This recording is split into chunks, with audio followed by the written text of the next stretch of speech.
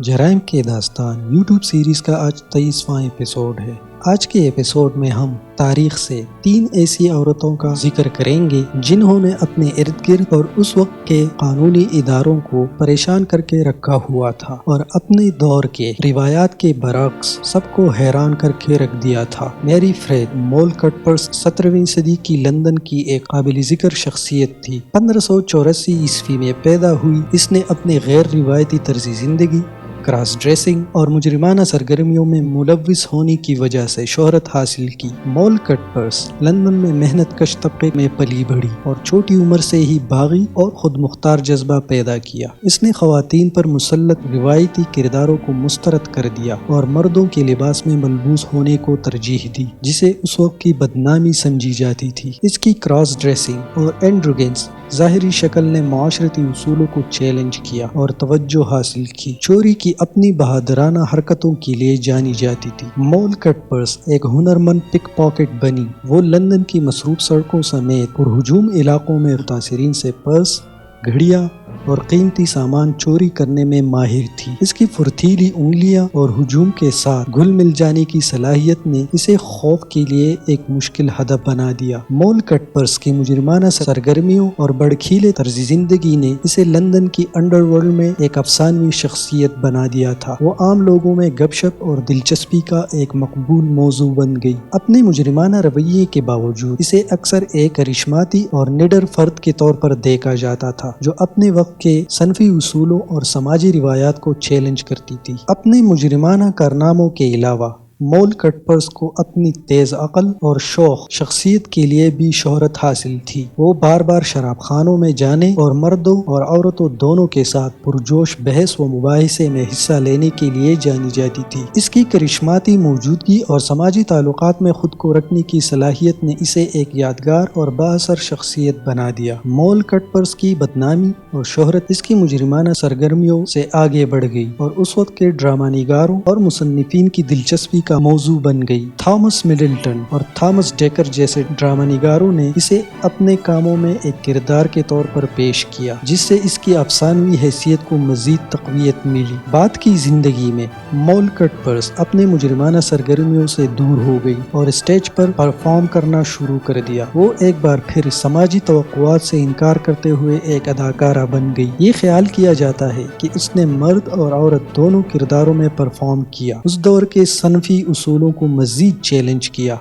جینی D کلیسن ایک فرانسیسی رئیس عورت تھی جو 14ویں صدی کے دوران ایک بدنام سمندری ڈاکو بن گئی۔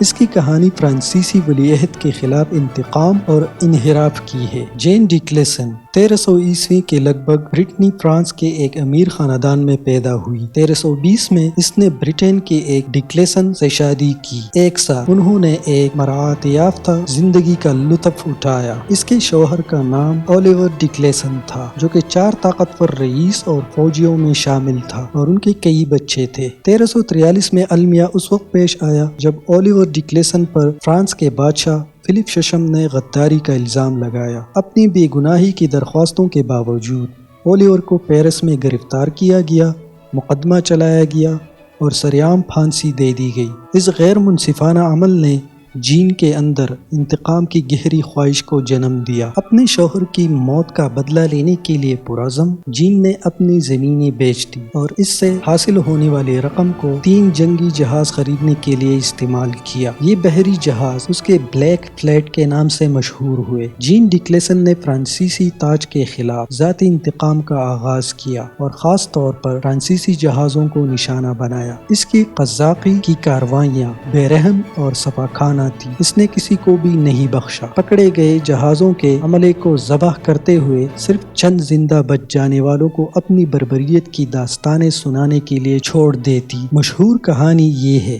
کہ جین نے اپنے بحری جہازوں کے پولوں کو لوہے سے مضبوط کیا تھا اور انہیں خوفناک طور پر خطرناک شارک کی طرح کی شکلوں سے لیس کیا تھا۔ کہا جاتا ہے کہ اس نے اپنے دشمنوں کو ڈرانے اور خوف پھیلانے کے لیے یہ فگر ہیڈز بنائے تھے۔ 1 دہائی سے زیادہ عرصے تک جین اور اس کا بلیک فلیٹ انگلش چینل کے پانیوں میں گھومتے رہے، فرانسیسی بحری جہازوں پر تباہی مچاتے رہے۔ اس نے خاص طور پر فرانسیسی بادشاہ کے وفادار جہازوں کو نشانہ بنایا، ان لوگوں کو چھوڑ دیا جو برٹنی سے تعلق رکھتے تھے، کیونکہ وہ اپنے ہم وطنوں کے ساتھ ہمدردی رکھتی تھی۔ اس کی بحری قزاقی اور فرانسیسی ولی عہد کے خلاف انتقامی کارروائیوں نے پورے خطے میں اسے بدنام کیا۔ انگریزی بادشاہ ایڈورڈ ثالث، جو 100 سال کی جنگ کے دوران فرانس کے ساتھ متصادم تھا، نے جین کو ایک قابل قدر اتحادی کے طور پر دیکھا اور اسے انگریزوں کے زیر کنٹرول علاقوں میں ایک محفوظ پناہ گاہ فراہم کی۔ جین کی دہشت گردی کا دور 1356 عیسوی میں ختم ہوا، جب انگلینڈ اور فرانس کے درمیان امن کا اعلان ہوا۔ اس کے بنیادی دشمن کو اب کوئی خطرہ نہ ہونے کی وجہ سے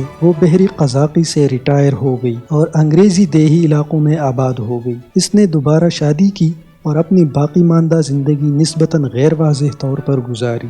بیلے اسٹار 1848 عیسوی میں Myra Maybelle Shirley Reed Starr میں پیدا ہوئی۔ ایک بدنام زمانہ امریکی ڈاکو تھی جسے بینڈٹ کوئین کہا جاتا تھا۔ اس کی مجرمانہ سرگرمیوں اور بدنام زمانہ غیر قانونیوں کے ساتھ وابستگی نے اسے اولڈ ویسٹ میں ایک ممتاز شخصیت بنا دیا۔ اگرچہ جرم میں اس کی شمولیت اچھی طرح سے دستاویزی ہے، لیکن یہ نوٹ کرنا بھی ضروری ہے کہ اس کی زندگی اور اعمال کی کچھ تفصیلات خرافات اور قیاس آرائیوں میں گھری ہوئی ہے۔ بیلے اسٹار کارتھیج، مزوری میں ایک خوشحال گھرانے میں پیدا ہوئی۔ اس کے والد جان شرلی ایک کامیاب کسان تھا۔ اس کی ماں الزبتھ شرلی ایک چیروکی خاندان سے تعلق رکھتی تھی۔ بیلے نے اچھی تعلیم حاصل کی اور گھوڑوں سے محبت پیدا کی۔ شادی اور مجرمانہ روابط۔ 16 سال کی عمر میں بیلے نے امریکی خانہ جنگی کے دوران ایک کنفیڈریٹ گوریلا جیمز ریڈ سے شادی کی۔